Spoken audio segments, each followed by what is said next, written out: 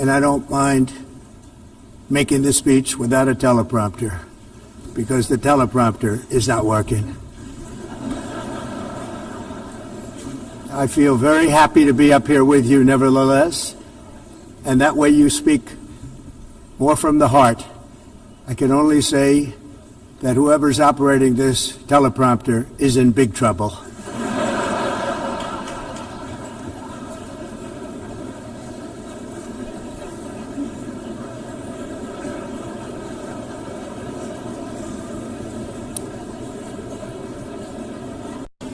Hello, Madam First Lady. Thank you very much for being here. And Madam President, Mr. Secretary General, First Lady of the United States, distinguished delegates, ambassadors, and world leaders. 6 years have passed since I last stood in this grand hall and addressed a world that was prosperous and at peace in my first term. Since that day, the guns of war have shattered the peace I forged on 2 continents. An era of calm and stability gave way to one of the great crises of our time. And here in the United States, 4 years of weakness, lawlessness, and radicalism under the last administration delivered our nation into a repeated set of disasters. 1 year ago, our country was in deep trouble, but today, just 8 months into my administration, we are the hottest country anywhere in the world, and there is no other country even close. America is blessed with the strongest economy, the strongest borders, the strongest military, the strongest friendships, and the strongest spirit of any nation on the face of the earth. This is indeed the golden age of America. We are rapidly reversing the economic calamity we inherited from the previous administration, including ruinous price increases and record-setting inflation we've never had before. Under my leadership, energy costs are down, gasoline prices are down, grocery prices are down, mortgage rates are down, and inflation has been defeated.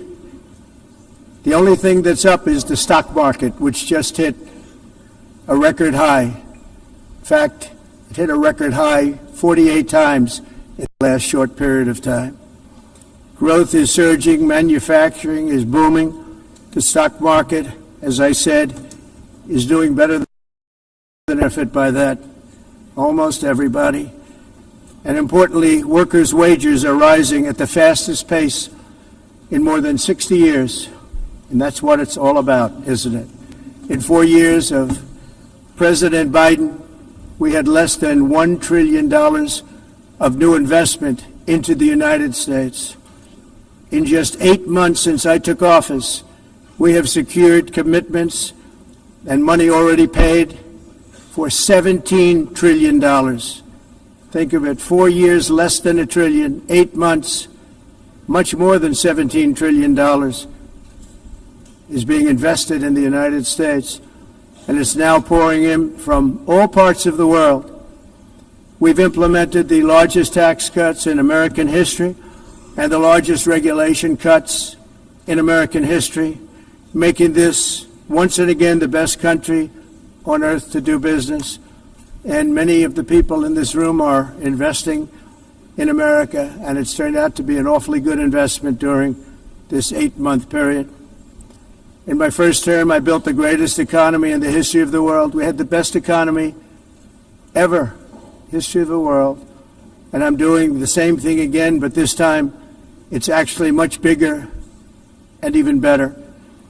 The numbers far surpass my record-setting first term. On our southern border, we have successfully repelled a colossal invasion, and for the last 4 months, and that's 4 months in a row, the number of illegal aliens admitted and entering our country has been 0.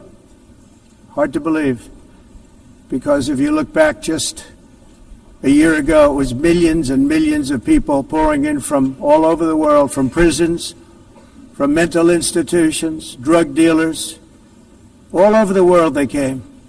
They just poured into our country with the ridiculous open border policy of the Biden administration. Our message is very simple. If you come illegally into the United States, you're going to jail, or you're going back to where you came from, or perhaps even further than that. You know what that means. I want to thank the country of El Salvador for the successful and professional job they've done in receiving and jailing so many criminals that entered our country.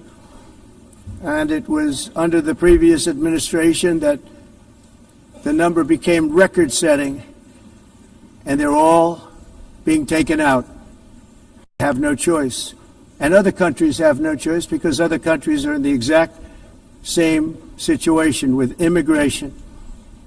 It's destroying your country, and you have to do something about it. On the world stage, America is respected again like it has never been respected before. You think about 2 years ago, 3 years ago, 4 years ago, or 1 year ago, we were a laughingstock all over the world. At the NATO summit in June, virtually all NATO members formally committed to increase defense spending at my request from 2% to 5% of GDP, making our alliance far stronger and more powerful than it was ever before. In May, I traveled to the Middle East to visit my friends and rebuild our partnerships in the Gulf and those valued relationships with Saudi Arabia, Qatar, and the UAE, and other countries are now, I believe, closer than ever before. My administration has negotiated one historic trade deal after another, including with the United Kingdom, the European Union, Japan, South Korea, Vietnam, Indonesia, the Philippines, Malaysia, and many, many others. Likewise, in a period of just 7 months, I have ended 7 unendable wars. They said they were unendable. You're never going to get them solved. Some were going for 31 years, 2 of them, 31, think of it, 31 years. One was 36 years. One was 28 years. I ended 7 wars. And in all cases, they were raging with countless thousands of people being killed. This includes Cambodia and Thailand, Kosovo and Serbia, the Congo and Rwanda, a vicious, violent war that was, Pakistan and India, Israel and Iran, Egypt and Ethiopia, and Armenia and Azerbaijan. It included all of them. No president or prime minister, and for that matter, no other country has ever done anything close to that. And I did it in just 7 months. It's never happened before. There's never been anything like that. I'm very honored to have done it. It's too bad that I had to do these things instead of the United Nations doing them. And sadly, in all cases, the United Nations did not even try to help in any of them. I ended 7 wars, dealt with the leaders of each and every one of these countries, and never even received a phone call from the United Nations offering to help in finalizing the deal. All I got from the United Nations was an escalator that on the way up stopped right in the middle. If the First Lady wasn't in great shape, she would have fallen. But she's in great shape. We're both in good shape. We both stood. And then a teleprompter that didn't work. These are the 2 things I got from the United Nations, a bad escalator and a bad teleprompter. Thank you very much. And by the way, it's working now. It just went on. Thank you. I think I should just do it the other way. It's easier. Thank you very much. I didn't think of it at the time because I was too busy working to save millions of lives. That is the saving and stopping of these wars. But later I realized that the United Nations wasn't there for us. They weren't there. I thought of it really after the fact, not during these negotiations, which were not easy. That being the case, what is the purpose of the United Nations? The UN has such tremendous potential. I've always said it. It has such tremendous, tremendous potential. but it's not even coming close to living up to that potential. For the most part, at least for now, all they seem to do is write a really strongly worded letter and then never follow that letter up. It's empty words, and empty words don't solve war. The only thing that solves war and wars is action. Now, after ending all of these wars and also earlier negotiating the Abraham Accords, which is a very big thing for which our country received no credit, never receives credit. Everyone says that I should get the Nobel Peace Prize for each one of these achievements. But for me, the real prize will be the sons and daughters who live to grow up with the mothers and fathers, because millions of people are no longer being killed in endless and unglorious wars. What I care about is not winning prizes, it's saving lives. We saved millions and millions of lives with the 7 wars. And we have others that we're working on, and you know that. Many years ago, a very successful real estate developer in New York, known as Donald J. Trump, I bid on the renovation and rebuilding of this very United Nations complex. I remember it so well. I said at the time that I would do it for $500 million, rebuilding everything. It would be beautiful. I used to talk about, I'm going to give you marble floors. They're going to give you terrazzo. I'm going to give you the best of everything. You're going to have mahogany walls. They're going to give you plastic. But they decided to go in another direction, which was much more expensive at the time, and which actually produced a far inferior product. And I realized that they did not know what they were doing when it came to construction, and that their building concepts were so wrong, and the product that they were proposing to build was so bad and so costly. It was going to cost them a fortune. And I said, and wait till you see the overruns. Well, I turned out to be right. They had massive cost overruns and spent between $2 and $4 billion on the building and did not even get the marble floors that I promised them. You walk on terrazzo. Do you notice that? As far as I'm concerned, frankly, looking at the building and getting stuck on the escalator, they still haven't finished the job. They still haven't finished. That was years ago. The project was so corrupt that Congress actually asked me to testify before them on the tremendous waste of money, because it turned out that they had no idea what it was, but they knew it was anywhere between $2 and $4 billion as opposed to $500 million with a guarantee. But they had no idea, and I said it cost much more than $5 billion. Unfortunately, many things in the United Nations are happening just like that, but on an even much bigger scale, much, much bigger. Very sad to see. Whether the UN can manage to play a productive role, I've come here today to offer the hand of American leadership and friendship to any nation in this assembly that is willing to join us in forging a safer, more prosperous world. And it's a world that we'll be much happier with. A dramatically better future is within our reach. But to get there, we must reject the failed approaches of the past and work together to confront some of the greatest threats in history. There is no more serious danger to our planet today than the most powerful and destructive weapons ever devised by man, of which the United States, as you know, has many. Just as I did in my first term, I've made containing these threats a top priority, starting with the nation of Iran. My position is very simple. The world's #1 sponsor of terror can never be allowed to possess the most dangerous weapon. That's why shortly after taking office, I sent the so-called Supreme Leader a letter making a generous offer. I extended a pledge of full cooperation in exchange for a suspension of Iran's nuclear program. The regime's answer was to continue their constant threats to their neighbors and U.S. interests throughout the region and some great countries that are right nearby. Today, many of Iran's former military commanders, in fact, I can say almost all of them, are no longer with us. They're dead. And 3 months ago, in Operation Midnight Hammer, 7 American B-2 bombers dropped the 14 30,000-pound each bombs on Iran's key nuclear facilities, totally obliterating everything. No other country on earth could have done what we did. No other country has the equipment to do what we did. We have the greatest weapons on earth.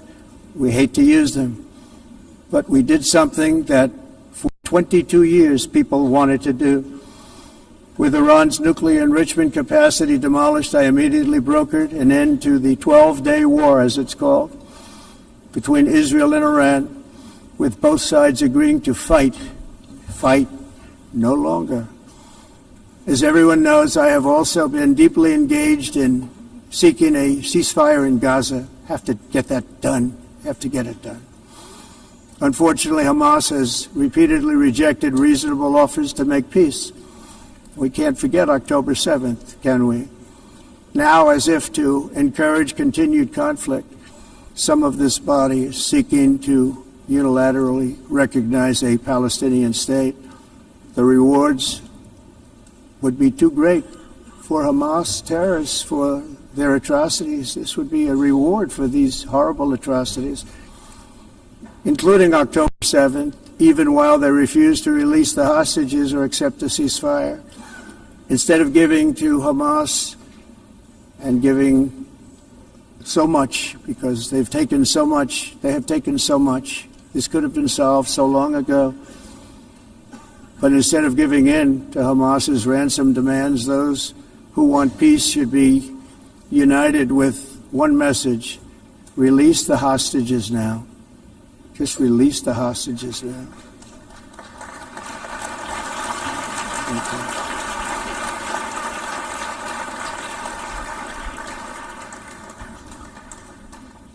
Thank you.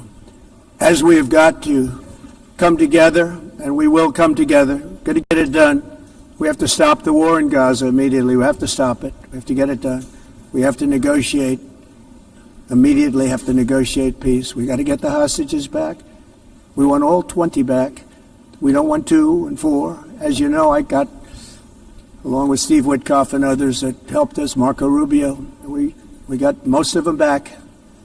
We were involved in all of them. But I always said the last 20 are going to be the hardest, and that's exactly what happened. We have to get them back now. We don't want to get back 2, and then another 2, and then 1, and then 3. Have this process. No, we want them all back, and we want the actually 38 dead bodies back too. Those parents came to me, and they want them back, and they want them back very quickly and very badly. As though they were alive, they want them. They want them every bit as much as if their son or daughter were alive. I've also been working relentlessly, stopping the killing in Ukraine. I thought that would be, of the 7 wars that I stopped, I thought that would be the easiest because of my relationship with President Putin, which had always been a good one. I thought that was going to be the easiest one. But, you know, in war, you never know what's going to happen. There are always lots of surprises, both good and bad. Everyone thought Russia would win this war in 3 days, but it didn't work out that way. It was supposed to be just a quick little skirmish. It's not making Russia look good. It's making them look bad. No matter what happens from here on out, this was something that should have taken a matter of days, certainly less than a week.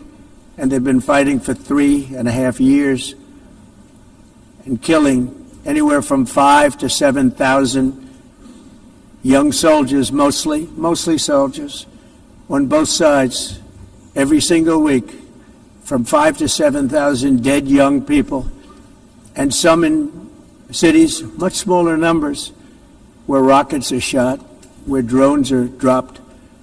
This war would never have started if I were president. This was a war that should have never happened. It shows you what leadership is, what bad leadership can do to a country.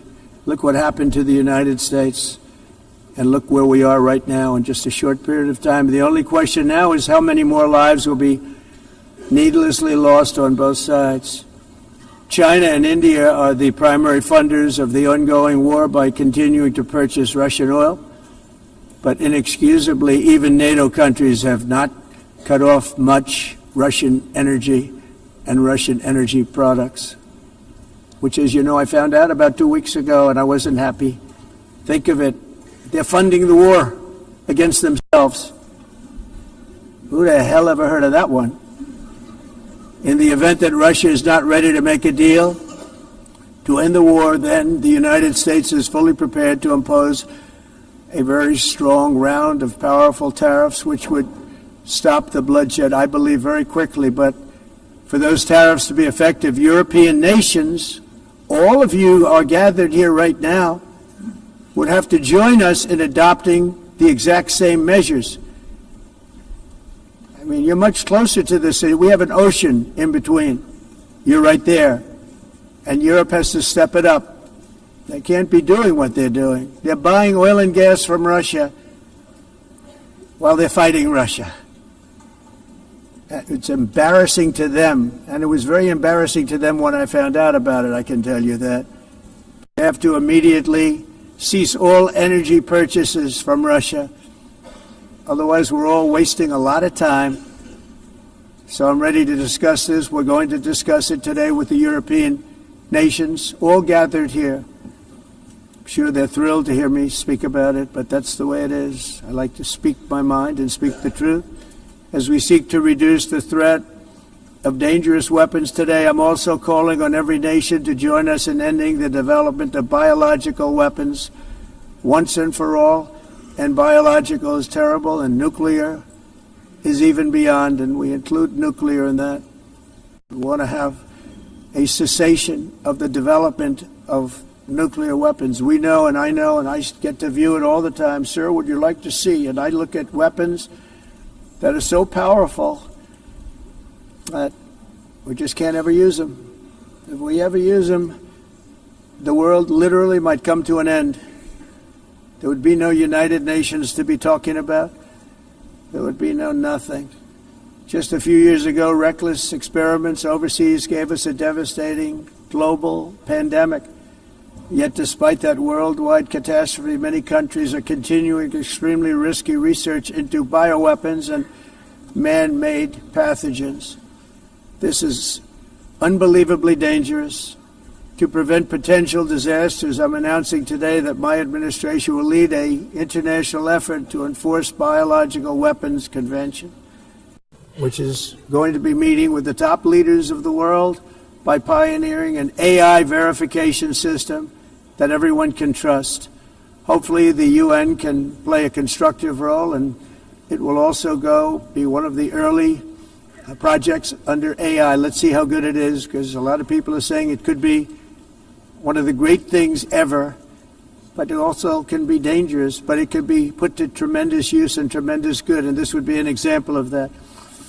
Not only is the UN not solving the problems it should, too often, it's actually creating new problems for us to solve. The best example is the number one political issue of our time, the crisis of uncontrolled migration. It's uncontrolled. Your countries are being ruined. The United Nations is funding an assault on Western countries and their borders.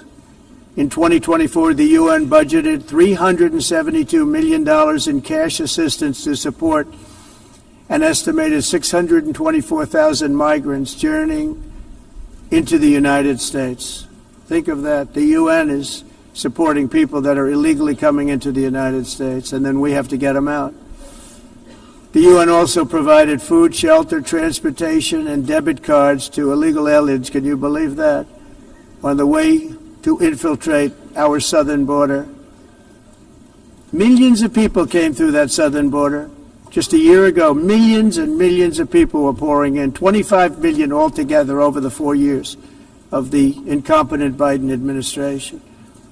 And now we have it stopped, totally stopped. In fact, they're not even coming anymore because they know they can't get through. But what took place is totally unacceptable. The UN is supposed to stop invasions, not create them and not finance them. In the United States, we reject the idea that mass numbers of people from foreign lands can be permitted to travel halfway around the world, trample our borders, violate our sovereignty, cause unmitigated crime, and deplete our social safety net. We have reasserted that America belongs to the American people, and I encourage all countries to take their own stand in defense of their citizens as well. You have to do that because I see it. I'm not mentioning names. I see it, and I can call every single one of them out. You're destroying your countries. They're being destroyed. Europe is in serious trouble. They've been invaded by a force of illegal aliens like nobody's ever seen before. Illegal aliens are pouring into Europe. Nobody is ever, and nobody's doing anything to change it, to get them out. It's not sustainable. And because they choose to be politically correct, they're doing just absolutely nothing about it. And I have to say, I look at London, where you have a terrible mayor, terrible mayor, and it's been so changed. Now they want to go to Sharia law, but you're in a different country. You can't do that.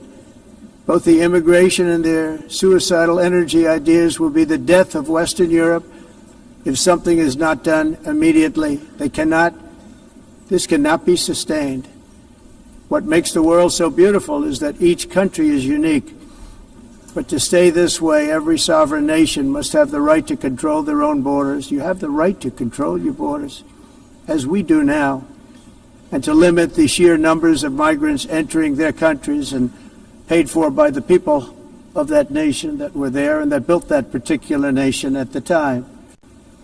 They put their blood, sweat, tears, money into that country, and now they're being ruined. Proud nations must be allowed to protect their communities and prevent their societies from being overwhelmed by people they have never seen before, with different customs, religions, with different everything. Where migrants have violated laws, lodged false asylum claims, or claimed refugee status for illegitimate reasons, they should, in many cases, be immediately sent home. And while we will always have a big heart for places and people that are struggling and truly compassionate, answers will be given. We have to solve the problem, and we have to solve it in their countries, not create new problems in our countries. And we are very helpful to a lot of countries that are just not able to send their people anymore. They used to send them to us in caravans of 25,000, 30,000 people each. These massive caravans of people pouring into our country, totally unchecked and unvetted. But not anymore.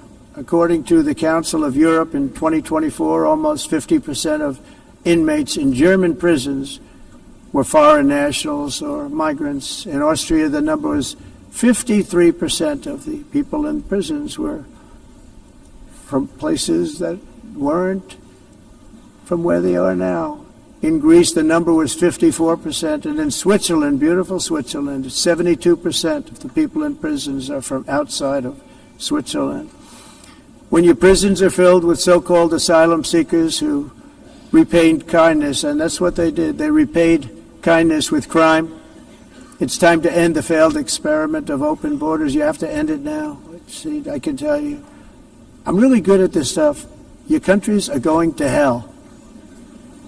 In America, we've taken bold action to swiftly shut down uncontrolled migration. Once we started detaining and deporting everyone who crossed the border and removing illegal aliens from the United States, they simply stopped coming. They're not coming anymore. We're getting a lot of credit, but they're not coming anymore. This was a humanitarian act for all involved, because on the trips up, thousands of people a week were dying. Women were being raped. Nobody's ever seen anything like it. Raped, horribly beaten, raped. On the trip up, the journey up, it was a long walk. It was a long, arduous journey, indeed. And it was also a historic victory against human trafficking throughout the region. What we did was a victory, and we saved so many lives of people that wouldn't make the journey. That journey was loaded up with death. Loaded up with death. Dead bodies all along the roads of jungles. To get up, they go through jungles, they go through areas so hot you couldn't breathe. They were dying of suffocation. Areas so hot that you couldn't breathe. Dead bodies all over.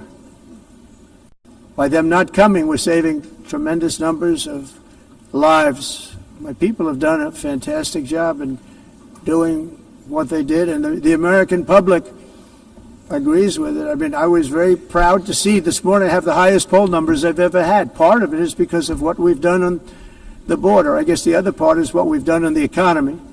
Joe Biden's policies empowered murderous gangs, human smugglers, child traffickers, drug cartels, and prisoners from all over the world. The previous administration also lost nearly 300,000 children. Think of that. They lost more than 300,000 children, little children, who were trafficked into the United States on the Biden watch, many of whom have been raped, exploited, and abused, and sold. Sold. Nobody talks about that. The fake news doesn't write about it. With many others, young children who are missing or dead. And we found a lot of these children, and we're sending them back, and we've been sending them back to their parents. They said, nobody knows who they are. They said, where do you come from? And they'll give us a country, and we'll find out, and we'll figure it out, and we'll bring them back to their homes. And the mother and father rush to the door, and their tears in their eyes. They can't believe that they're seeing their son or daughter, their little son or daughter again. We've done almost 30,000 of them so far. Any system that results in the mass trafficking of children is inherently evil. Yet that is exactly what the globalist migration agenda has done, and it's what it's all about. In America, those days, as you know, are over. The Trump administration is working, and we are continuing to work to track down the villains that are causing this problem, and also, as I said, to get back the 30,000 we've already returned. Now I think we're going to have another. We're going to find a lot. You're not going to find all of them. 300, more than 300,000. They're lost or they're dead. They're lost or they're dead because of the animals that did this. To protect our citizens, I've also designated multiple savage drug cartels as far as and you see this, and you see it happening right before your eyes. Let's put it this way. People don't like taking big loads of drugs in boats anymore. There aren't too many boats that are traveling on the seas by Venezuela. They tend not to want to travel very quickly anymore. And we've virtually stopped drugs coming into our country by sea. We call them the water drugs. They kill hundreds of thousands of people. I've also designated multiple savage drug cartels as far as foreign terrorist organizations, along with two bloodthirsty transnational gangs, probably the worst gangs anywhere in the world, MS-13 and Tren de Aragua. Tren de Aragua is from Venezuela, by the way. Such organizations torture, maim, mutilate, and murder with impunity. They're the enemies of all humanity. For this reason, we've recently begun using the supreme power of the United States military to destroy Venezuelan terrorists and trafficking networks led by Nicolas Maduro. To every terrorist thug smuggling poisonous drugs into the United States of America, please be warned that we will blow you out of existence. That's what we're doing. We have no choice. Can't let it happen. They're destroying. I believe we lost 300,000 people last year to drugs, 300,000. Fentanyl and other drugs. Each boat that we sink carries drugs that would kill more than 25,000 Americans. We will not let that happen. Energy is another area where the United States is now thriving like never before. We're getting rid of the falsely named renewables. By the way, they're a joke. They don't work. They're too expensive. They're not strong enough to fire up the plants that you need to make your country great. The wind doesn't blow. Those big windmills are so pathetic and so bad, so expensive to operate. And they have to be rebuilt all the time, and they start to rust and rot. Most expensive energy ever conceived, and It's actually energy. You're supposed to make money with energy, not lose money. You lose money, the governments have to subsidize. You can't put them out without massive subsidies. And most of them are built in China, and I give China a lot of credit. They build them, but they have very few wind farms. So why is it that they build them and they send them all over the world, but they barely use them? You know what they use? Coal. They use gas. They use almost anything, but they don't like wind. But they sure as hell like selling the windmills. Europe, on the other hand, has a long way to go, with many countries being on the brink of destruction because of the green energy agenda. And I give a lot of credit to Germany. Germany was being led down a very sick path, both on immigration, by the way, and on energy. They were going green, and they were going bankrupt. And the new leadership came in, and they went back to where they were, with fossil fuel and with nuclear, which is good. It's now safe. You can do it properly. But they went back to where they were, and they opened up a lot of different plants, energy-producing plants, and they're doing well. I give Germany a lot of credit for that.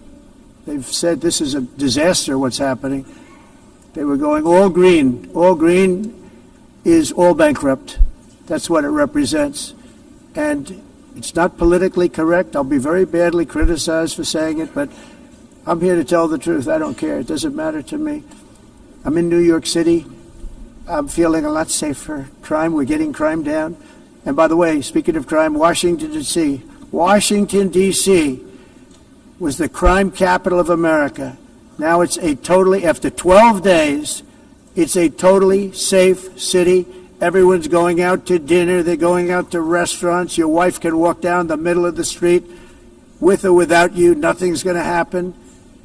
My people have done a fantastic job. And yes, I called in the National Guard, and the National Guard took care of business. And they weren't politically correct, but they took care of business. We got 1,700 career criminals out, brought them back to where they came from, the countries where they came from, or put them in jails. Washington, D.C. is now a totally safe city again, and I welcome you to come. In fact, we'll have dinner together at a local restaurant, and we'll be able to walk. We don't have to go by an armor-plated vehicle. We'll walk right over there from the White House. They've given up their powerful edge, a lot of the countries that we're talking about, in oil and gas, such as essentially closing the great North Sea oil. Oh, the North Sea, I know it so well. Aberdeen was the oil capital of Europe, and there's tremendous oil that hasn't been found in the North Sea. Tremendous oil. And I was with the Prime Minister I respect and like a lot, and I said, you're sitting with the greatest asset. They essentially closed it by making it so highly taxed that no developer, no oil company can go there. They have tremendous oil left, and more importantly, they have tremendous oil that hasn't even been found yet. And what a tremendous asset for the United Kingdom. And I hope the Prime Minister is listening, because I told it to him 3 days in a row. That's all he heard. North Sea oil, North Sea, because I want to see them do well.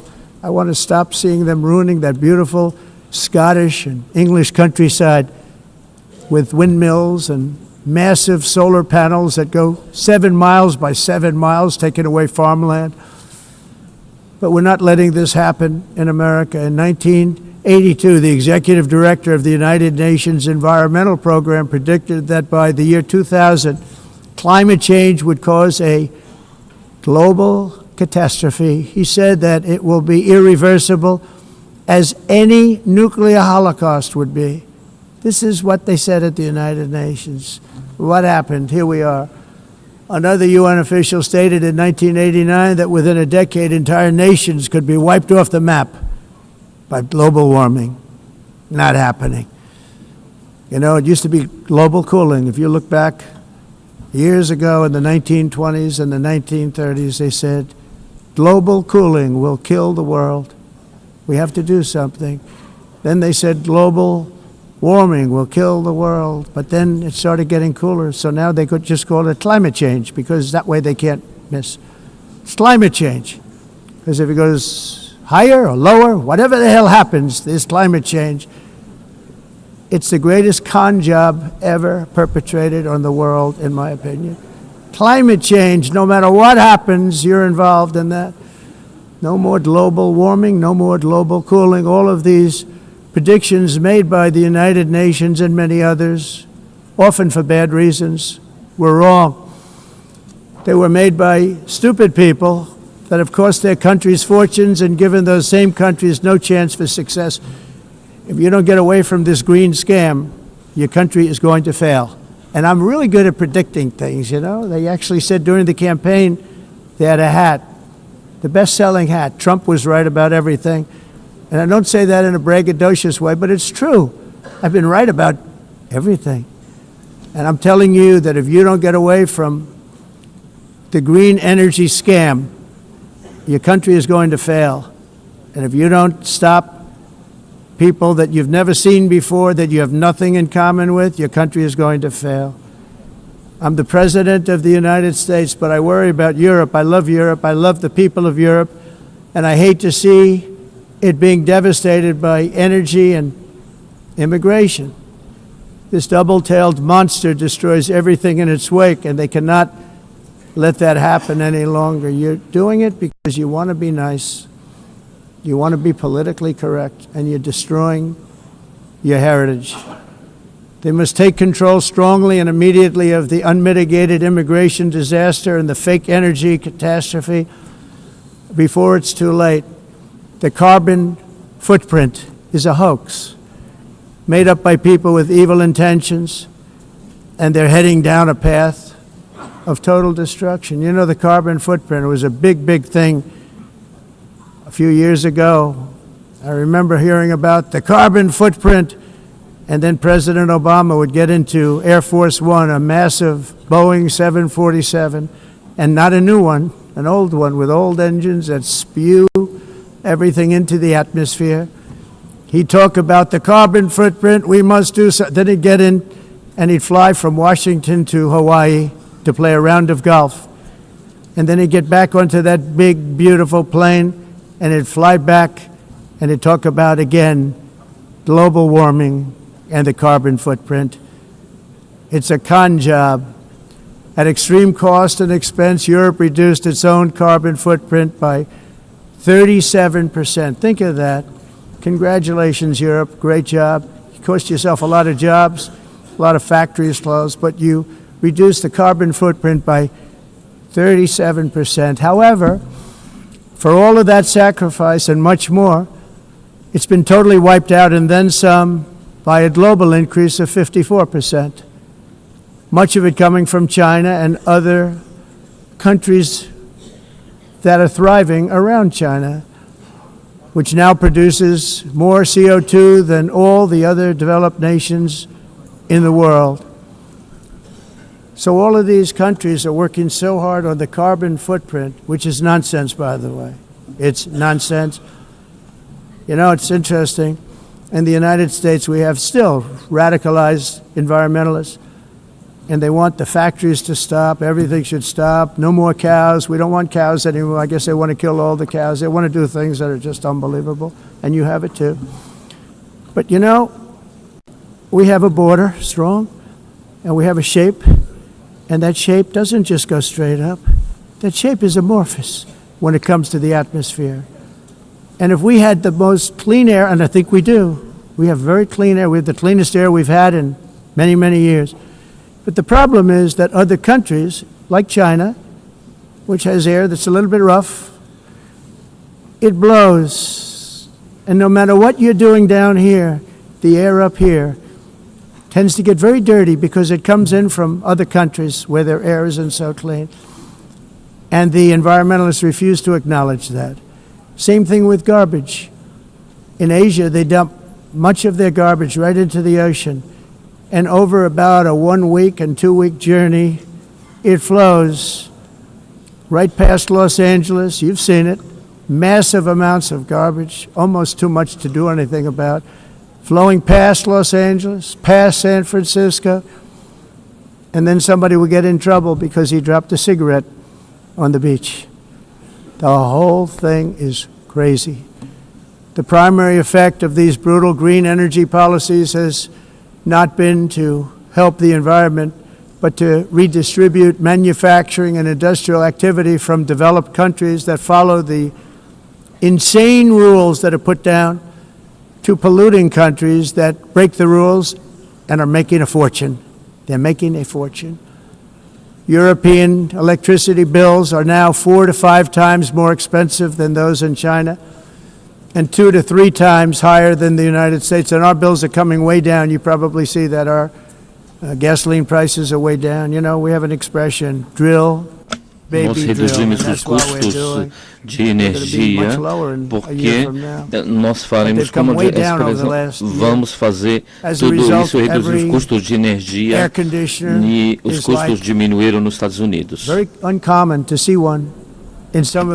Por exemplo, se você olhar So while the U.S. has approximately 1,300 heat-related deaths annually, it's a lot. Europe loses more than 175,000 people to heat deaths each year. Usar eles e evitar aumento da temperatura, porque é muito caro também usar all in the name of pretending to stop the global warming hoax. The entire globalist concept of asking successful industrialized nations to inflict pain on themselves and radically disrupt their entire societies must be rejected completely and totally, and it must be immediate. Aumento da temperatura, porque é muito caro também usar nada e ninguém pretending to stop paying so much more than every country. Others weren't paying. China didn't have to pay until 2030. Russia was given an old standard that was easy to meet, a 1990 standard. But for the United States, we're supposed to pay like $1 trillion. And I said, this is another scam. The fact is, the United States has been taken advantage of by the world for many, many years, but not any longer, as you probably noticed. I unleashed massive energy production and signed historic executive orders to hunt for oil, but we don't have to do much hunting because we have the most oil of any nation anywhere, oil and gas in the world. And if you add coal, we have the most of any nation in the world. Clean, I call it clean, beautiful coal. You can do things today with coal that you couldn't have done 10 years ago, 15 years. So I have a little standing order in the White House. Never use the word coal, only use the words clean, beautiful coal. Sounds much better, doesn't it? But we stand ready to provide any country with abundant, affordable energy supplies if you need them, when most of you do. We're proudly exporting energy all over the world. We're now the largest exporter. In the United States, we want trade and robust commerce with all nations, everybody. We want to help nations. We're going to help nations. But it must also be fair and reciprocal. The challenge with trade is much the same with climate. The countries that followed the rules, all their factories have been plundered. It's really sad to watch. They've been broken. They've been broken by countries that broke the rules. That's why the United States is now applying tariffs to other countries, and much as these tariffs were for many years applied to us, uncontrollably applied to us.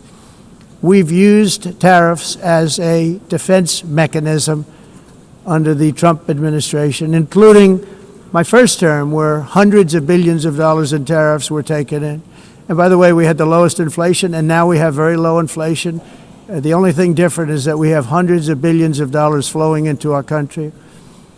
But this is how we will ensure that the system works for everyone and is sustainable into the future. We're also using tariffs to defend our sovereignty and security throughout the world, including against nations that have taken advantage of former U.S. administrations for decades, including the most corrupt, incompetent administration in history, the sleepy Joe Biden administration. Brazil now faces major tariffs in response to its unprecedented efforts to interfere in the rights and freedoms of our American citizens and others, with censorship, repression, weaponization, judicial corruption, and targeting of political critics in the United States. I have a little problem saying this because I must tell you, I was walking in and the leader of Brazil was walking out. We saw him, and I saw him, he saw me, and we embraced. And then I'm saying, can you believe I'm going to be saying this in just 2 minutes? But we actually agreed that we would meet next week. We didn't have much time to talk, like about 20 seconds. They were in retrospect, I'm glad I waited because this thing didn't work out too well. But we did talk, we had a good talk, and we agreed to meet next week, if that's of interest. But he seemed like a very nice man, actually. He liked me, I liked him. But if you, and I only do business with people I like. When I don't like them, I don't like them. But we had, at least for about 39 seconds, we had excellent chemistry. It's a good sign. But also in the past, Brazil, can you believe this, unfairly tariffed our nation, but now because of our tariffs, we are hitting them back, and we're hitting them back very hard. As president, I will always defend our national sovereignty and the rights of American citizens. So I'm very sorry to say this, that Brazil is doing poorly and will continue to do poorly. They can only do well when they're working with us. Without us, they will fail, just as others have failed. It's true. Next year, the United States will celebrate the 250th anniversary of our glorious independence, a testament to enduring power and American freedom and spirit. We will also be proudly hosting the 2026 FIFA World Cup, and shortly thereafter the 2028 Olympics, which is going to be very exciting. I hope you all come. I hope that countless people from all over the globe will take part of these will be great celebrations of liberty and human achievement, and that together we all can rejoice in the miracles of history that began in July 4th, 1776, when we founded the light to all nations. And it's something really that an amazing thing came out of that date. It's called the United States of America. In honor of this momentous anniversary, I hope that all countries who find inspiration in our example will join us in renewing our commitment, values, and those values really that we hold so dear. Together, let us defend free speech and free expression. Let us protect religious liberty, including for the most persecuted religion on the planet today. It's called Christianity. And let us safeguard our sovereignty and cherish qualities that have made each of our nations so special, incredible, and extraordinary. In closing, I just want to repeat that immigration and the high cost of so-called green renewable energy is destroying a large part of the free world and a large part of our planet. Countries that cherish freedom are fading fast because of their policies on these two subjects. You need strong borders and traditional energy sources if you are going to be great again. Whether you have come from north or south, east or west, near or far, every leader in this beautiful hall today represents a rich culture, a noble history, and a proud heritage that makes each nation majestic and unique, unlike anything else in human history or any other place on the face of the earth. From London to Lima, from Rome to Athens, from Paris to Seoul, from Cairo to Tokyo and Amsterdam to right here in New York City, we stand on the shoulders of the leaders and legends, generals and giants, heroes and titans who won and built our beloved nations, all of our nations, with their own courage, strength, spirit, and skill. Our ancestors climbed mountains, conquered oceans, crossed deserts, and trekked over wide open plains. They charged into thunderous battles, plunged into grave dangers, and they were soldiers and farmers and workers and warriors and explorers and patriots. They built towns into cities, tribes into kingdoms, ideas into industries, and small islands into mighty empires. You're a part of all of that. They were champions for their people who never gave up and who never, ever gave in. Their values defined our national identities. Their visions forged our magnificent destiny. Everybody in this room is a part of it in your own way. Each of us inherits the deeds and the myths, the triumphs, the legacies of our own heroes and founders who so bravely showed us the way. Our ancestors gave everything for homelands that they defended with pride, with sweat, with blood, with life, and with death. Now the righteous task of protecting the nations that they built belongs to each and every one of us. So together let us uphold our sacred duty to our people and to our citizens. Let us protect their borders, ensure their safety, preserve their cultures, treasure, and traditions, and fight, fight, fight for their precious dreams and their cherished freedoms. And in friendship and really a beautiful vision, let us all work together to build a bright, beautiful planet, a planet that we all share, a planet of peace and a world that is richer, better, and more beautiful than ever before. That can happen. It will happen. It will happen, and I hope it can happen and start right now, right at this moment. We'll turn it around. We're going to make our countries better, safer, more beautiful. We're going to take care of our people. Thank you very much. It's been an honor. God bless the nations of the world. Thank you very much. Bye.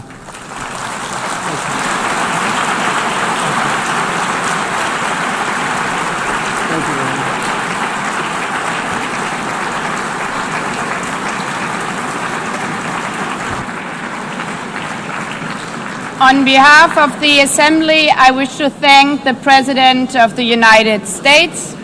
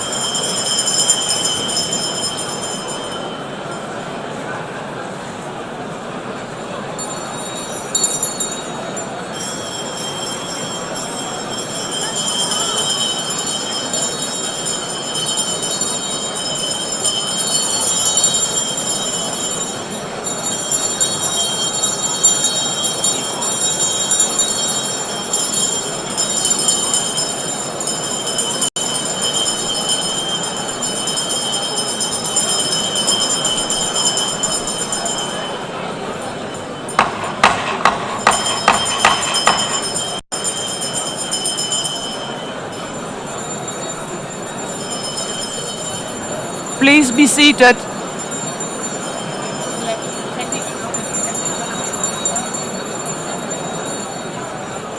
Please be seated.